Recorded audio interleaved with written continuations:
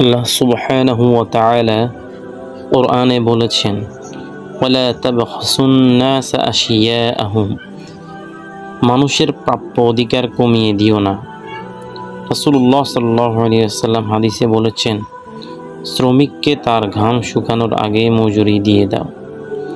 কিয়ামতের দিন 3 জনের বিরুদ্ধে আল্লাহ সুবহানাহু ওয়া তাআলা নিজেই মামলা করবেন। তাদের মধ্যে একজন হলো সেই ব্যক্তি যে শ্রমিকের মজুরি দেয়নি।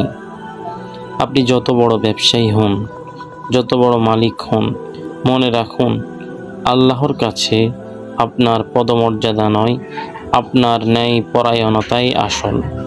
আপনার পয়সা কোনোদিন আপনার কবরে যাবে না, কিন্তু আপনার ইনসাফ আপনার কবরে যাবে। আমাদের উচিত আমরা যেন কোনো শ্রমিককে কষ্ট না দিই এবং শ্রমিকের মজুরি সময় মতো পরিশোধ করি।